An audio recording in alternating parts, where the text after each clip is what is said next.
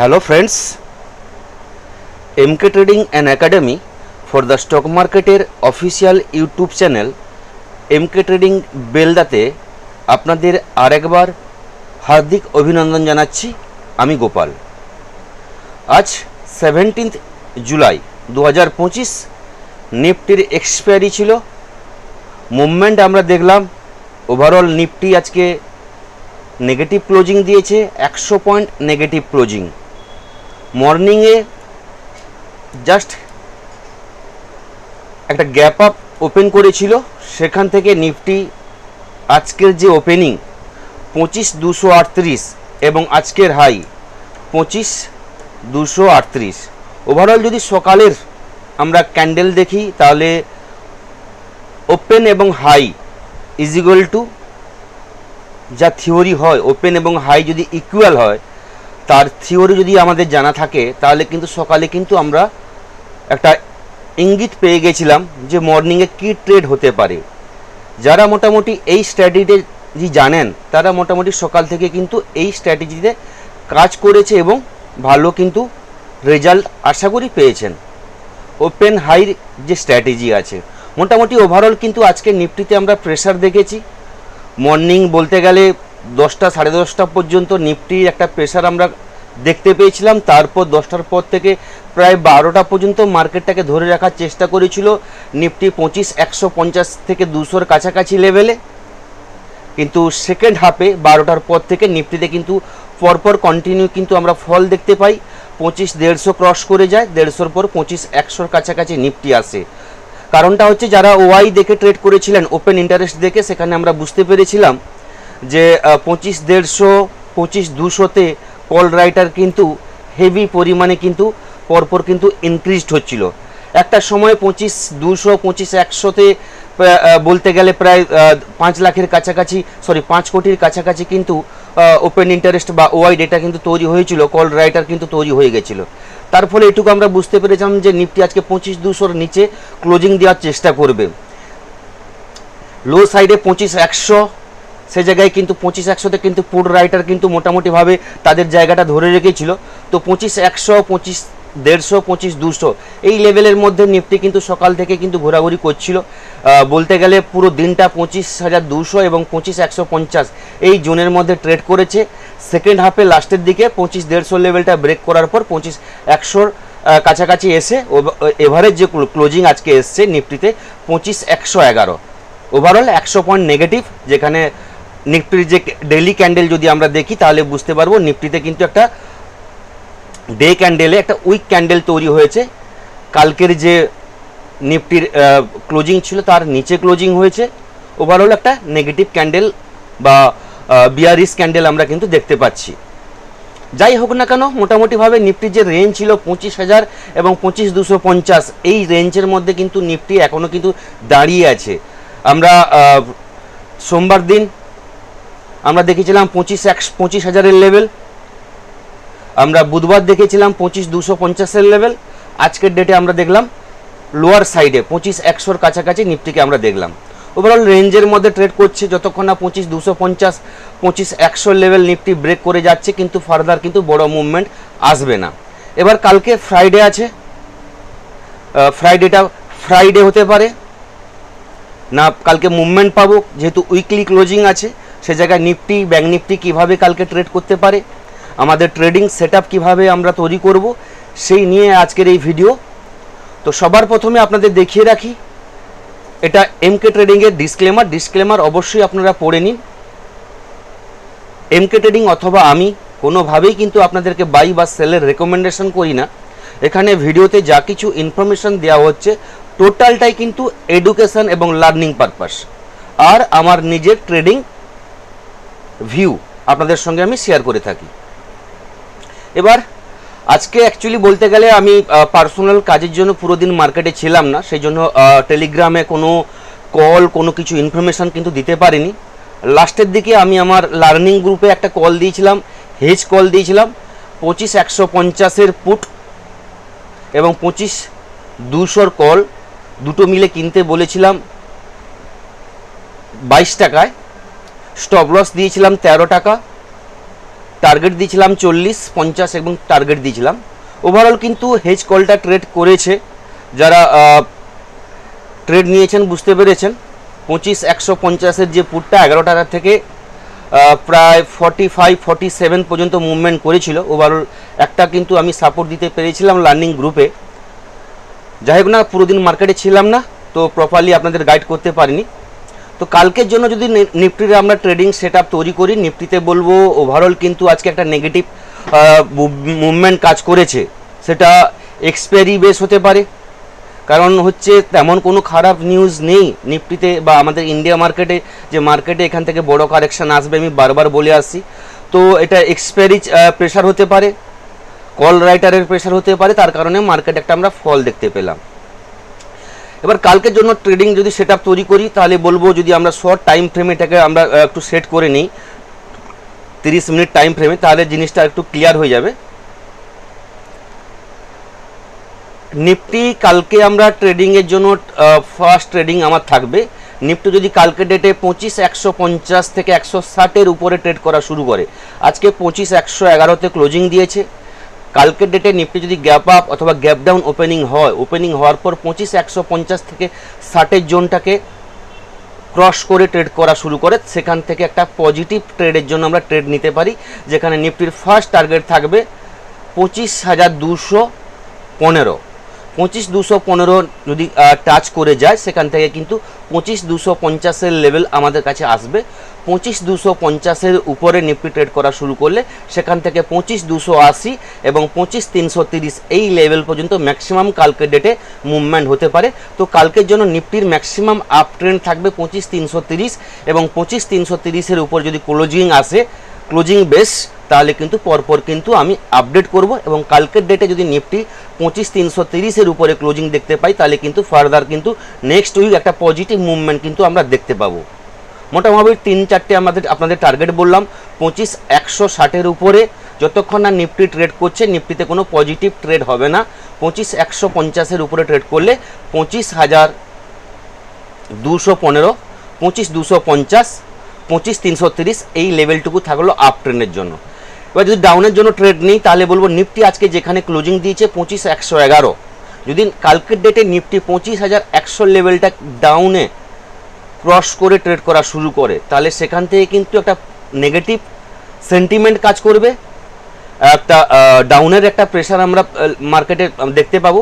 সেখান থেকে 25,050 এবং 25,000 লেভেল কিন্তু আমরা দেখতে পাবো।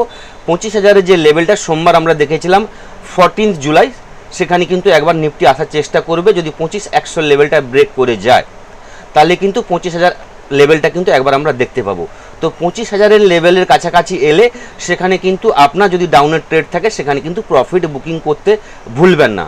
হ্যাঁ, আপনি ফার্দার পরে কিন্তু আপনি আপের জন্য ট্রেড নিন আর ডাউনের জন্য ট্রেড নিন, কিন্তু একবার 25,000-এর লেভেল এলে আপনাকে প্রফিট বুকিং করতে হবে। তারপর কিন্তু এখানে প্রপারলি আপনাকে ওয়াই ডেটা চেক করতে হবে, চার্ট আপনাকে দেখতে হবে, ক্যান্ডেল কিভাবে তৈরি হচ্ছে সেটা কিন্তু খেয়াল করে মার্কেটে যেভাবে ক্যান্ডেল তৈরি হবে, যেভাবে ট্রেন্ড তৈরি হবে, সেভাবে কিন্তু আপনাকে ট্রেড নিতে হবে। 25,000 লেভেলটা যদি স্টে করে যায়, সেখান থেকে যদি কোনো পজিটিভ আপনি ক্যান্ডেল দেখতে পান, তাহলে কিন্তু এটা স্ক্যালপিংয়ের সুযোগ পাবেন আপ ট্রেন্ডের জন্য, যেখানে 25,050 এবং 25,100 লেভেল কিন্তু আমাদের কাছে চলে আসবে। এবং 25,100 লেভেল ব্রেক করে গেলে তাহলে কিন্তু 25,150, 25,200 লেভেল কিন্তু পরপর চলে আসবে। বাই চান্স 25,000 লেভেলটাকে ব্রেক করছে ডাউনে এবং তার নিচে স্টে করছে, ওয়াই ডেটাতে আপনি সাপোর্ট পাচ্ছেন কল রাইডারের, তাহলে কিন্তু সেখান থেকে ফার্দার ফল আসবে। এবং 25,000-এর নিচে যদি কালকে ডেটে ক্লোজিং হয়, তাহলে কিন্তু আমাদের কাছে 24,800 যে দরজা, সেটা কিন্তু ওপেন হয়ে যাবে, এটুকু আমরা বলতে পারি। নেক্সট উইকে আমরা কিন্তু দেখতে পারি। মোটামুটিভাবে নিফটির ভিউ আপনাদের সঙ্গে আমি ক্লিয়ার করে এক্সপ্লেন করতে পারলাম, আশা করি আপনারা বুঝতে পেরেছেন। এবার যদি ব্যাঙ্ক নিফটির আমরা অ্যানালাইসিস করি, তাহলে বলবো ব্যাঙ্ক নিফটি আজকের ডেটে কিন্তু ভালো কারেকশন আমরা দেখতে পেয়েছি, যেখানে ব্যাঙ্ক নিফটি 340 পয়েন্ট নেগেটিভে ক্লোজিং দিয়েছে। ওভারঅল যদি মর্নিংয়ে আমরা দেখি, তাহলে বলবো ব্যাঙ্ক নিফটির ক্ষেত্রেও কিন্তু ওপেন আর হাই ইকুয়ালের যে সিকোয়েন্স বা ইকুয়ালের যে স্ট্র্যাটেজি, সেটাও কিন্তু ব্যাঙ্ক নিফটিতে কাজ করেছে। প্রথম 30 মিনিটস 5 মিনিটের যদি আপনি চার্ট লাগান, সেখানেও কিন্তু দেখতে পাবেন ব্যাঙ্ক নিফটিতে ওপেন ইজিক্যাল টু হাইয়ের যে স্ট্র্যাটেজি, সেটা কিন্তু কাজ করেছে। যারা মোটামুটি জানেন, সেখানে কিন্তু ট্রেড নিঃসন্দেহে ভালো প্রফিট কিন্তু নিতে পেরেছেন। এবার প্রথম থেকেই ব্যাংক নিফটিতে একটা আমরা কিন্তু সেলের যে প্রেসার কিন্তু আমরা দেখতে পেয়েছিলাম বা সেলারের প্রেসার কিন্তু আমরা দেখতে পেয়েছিলাম এবং 57,000-এর লেভেলটা কিন্তু নিমেষেই কিন্তু ব্রেক করে যায়। বলতে গেলে প্রথম আধ ঘন্টার মধ্যে ব্যাংক নিফটি 57,000-এর লেভেলটা ব্রেক করে গেছে এবং 57,000 ব্রেক করার পর আমি কালকে ডেটে বলেছিলাম যদি ব্যাংক নিফটি 57,000-এর লেভেলটা ব্রেক করে যায় তাহলে কিন্তু ফার্দার কিন্তু ফল দেখতে পাবো, যেখানে 56,900 56,800 লেভেল কিন্তু আমরা দেখতে পাবো, এটুকু আমি বলেছিলাম। যথারীতি আজকে ব্যাংক নিফটি 56,800-র কাছাকাছি ক্লোজিং দিয়েছে। যদি ব্যাংক নিফটি আজকে আমরা ক্লোজিং দেখি তাহলে বলবো ব্যাংক নিফটি 56,828 এই লেভেলে ক্লোজিং দিয়েছে।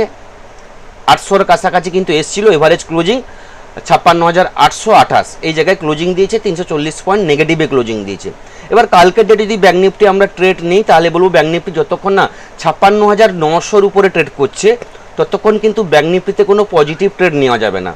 56,900-র উপরে ট্রেড করলে সেখান থেকে কিন্তু একটা আপনি ট্রেড নিতে পারেন স্ক্যালপিংয়ের জন্য, যেখানে ভাবতে পারেন 57,000 এবং 57,050 100 লেভেল পর্যন্ত ব্যাংক নিফটি একবার আসতে পারে এবং 57,100-র কাছাকাছি এলে একবার কিন্তু প্রফিট বুকিং হবে সেখানে, তারপর কিন্তু আপনাকে ভেবে চিন্তে কিন্তু ট্রেড নিতে হবে।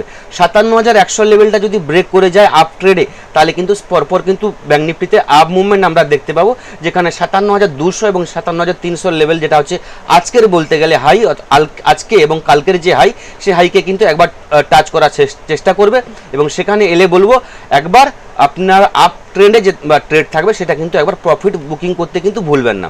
প্রফিট বুকিং করে চুপচাপ বসুন, আপনাকে বলছি না আপ ট্রেডের জন্য কোনো ট্রেড নিন বা ডাউনের জন্য ট্রেড নিন, সেখানে দেখুন আপনি 5 মিনিট টাইম দিন, সেখানে দেখুন চার্টে কি ক্যান্ডেল তৈরি হচ্ছে, ডেটা চেক করুন, ট্রেন্ড কিভাবে মার্কেটে কাজ করছে সেটা দেখুন, তারপর কিন্তু ট্রেড নিন।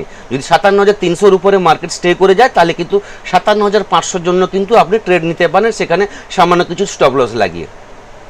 এবার ডাউনের জন্য যদি ট্রেড নিই তাহলে বলবো আজকে ব্যাংক নিফটি যেখানে ক্লোজিং দিয়েছে 56,828, আমি বলবো 56,800-র নিচে যদি কালকে ব্যাংক নিফটি ট্রেড করা শুরু করে তাহলে কিন্তু সেখান থেকে ডাউনের জন্য ট্রেড নিতে পারি, যেখানে ফার্স্ট টার্গেট থাকবে বলতে গেলে 56,700 লেভেল এবং 56,600 লেভেল কিন্তু আমরা দেখতে পাবো, যেটা বলতে গেলে 14th 11th এবং 15-এর যে লো, পরপর 3 দিনের যে লো, সেই লোকে কিন্তু ব্যাংক নিফটি একবার টাচ করার চেষ্টা করবে 56,600 লেভেল।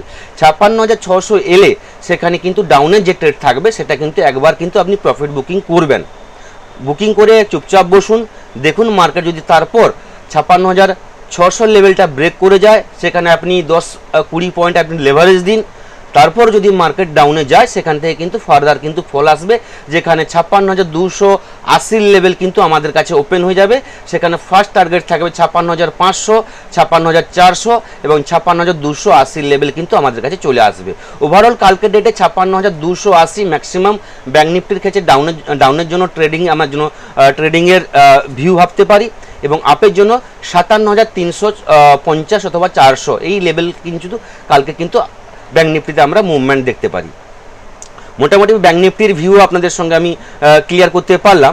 এবার যদি গ্লোবাল মার্কেট আমরা দেখে নিই তাহলে বলবো গ্লোবাল একটা জিনিস লক্ষ্য করবেন, ইউএস মার্কেট বা গ্লোবাল মার্কেট কিন্তু এখন আমাদের কাছে যেটা শো করছে, ইউএস মার্কেট দাউ 14 point negative, S&P 500 19 point positive, Nasdaq 52 point positive. Europe market বলতে গেলে সমস্ত ইউরোপ মার্কেটের ইন্ডেক্স কিন্তু পজিটিভে আছে। Asian market maximum Asian market কিন্তু পজিটিভ আছে। গ্লোবাল মার্কেট পজিটিভ থাকা সত্ত্বেও আমাদের ইন্ডিয়ান মার্কেট আজকে নেগেটিভে ট্রেড করেছে। হয়তো হতে পারে এটা ইন্ডেক্সের বা নিফটির এক্সপায়ারির প্রেশার থাকতে পারে। যদি এক্সপায়ারির প্রেশার থাকে তাহলে কিন্তু নিফটি কালকে বাউন্স নেবে এবং কালকে একটা পজিটিভ কিন্তু মুভমেন্ট হতে পারে।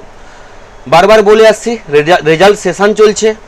আজকে এক্সিস ব্যাংকের রেজাল্ট ছিল, এলটিআই মিন্ট্রির রেজাল্ট ছিল, উইপ্রো রেজাল্ট ছিল, এইচডিএফসি এমস রেজাল্ট ছিল। উইপ্রোর রেজাল্ট ভালো আসেনি, এক্সিস ব্যাংকেরও রেজাল্ট খুব একটা ভালো আসেনি।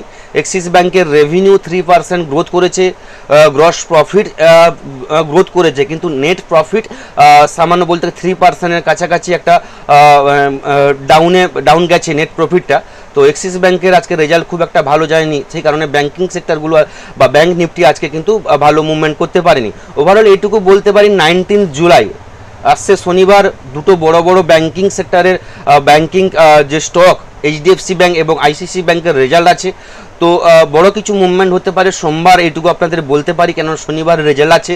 তো এইচডিএফসি ব্যাংক এবং আইসিসি ব্যাংক ব্যাংক নিফটির কাছে, ব্যাংক নিফটির হচ্ছে ভেরি ওয়েটেজ কম্পোনেন্ট স্টক। তো এই দুটো খেয়াল রাখবেন, শনিবারে এইচডিএফসি ব্যাংক আইসিসি ব্যাংকের রেজাল্টটা খেয়াল রাখবেন। তার উপর কিন্তু সোমবারে কিন্তু একটা এর এফেক্ট কিন্তু আমরা লাইভ মার্কেটে দেখতে পাবো সোমবারের মুভমেন্টে। ওভারঅল আর্নিং সেশন চলছে, স্টকের রেজাল্ট সেশন চলছে, এই জায়গাটা দেখে কিন্তু আপনি স্টক ওয়াইজ কিন্তু আপনি ট্রেড নিতে পারেন। সেই জায়গাটা আমি বারবার বলেছি, যারা কিন্তু আমাদের ধরুন ইন্ডেক্সে মুভমেন্ট হচ্ছে না, তাহলে কিন্তু আপনাকে স্টকে কিন্তু ট্রেড করতে হবে, স্টকে অপশানে করুন, সেখানে কিন্তু ভালো পয়েন্ট আপনি পেতে পারেন, কারণ রেজাল্ট সেশন চলছে, এখন রেজাল্ট সেশন চলবে। ওভারঅল যদি আমরা দেখে নিই, এখনও পর্যন্ত 130টা কোম্পানির রেজাল্ট হয়েছে, যেখানে 73টা কোম্পানি পজিটিভ গ্রোথ করেছে, 57টা কোম্পানি নেগেটিভ গ্রোথ করেছে। তো প্রপারলি কিন্তু আপনি যদি মানি কন্ট্রোলে যান, তাহলে আর্নিং সেশন বলে আপনি লিখে যদি আপনি সার্চ করেন, তাহলে কিন্তু রেজাল্ট সেশনের বা রেজাল্ট কোন কোন কোম্পানির আসছে, কবে, ডেট ওয়াইজ কিন্তু আপনি দেখতে পাবেন। এইভাবে কিন্তু আপনি ফলো করতে পারেন।